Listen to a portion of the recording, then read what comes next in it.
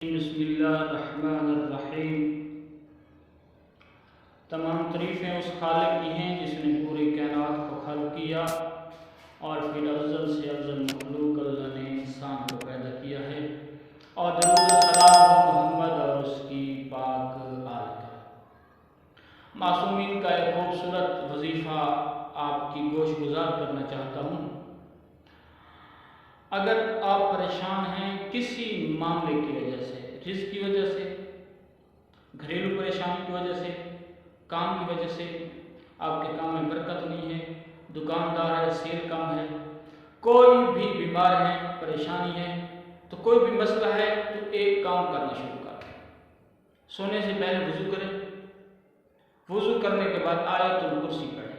हर रोज़ आपने ये अमल करना है।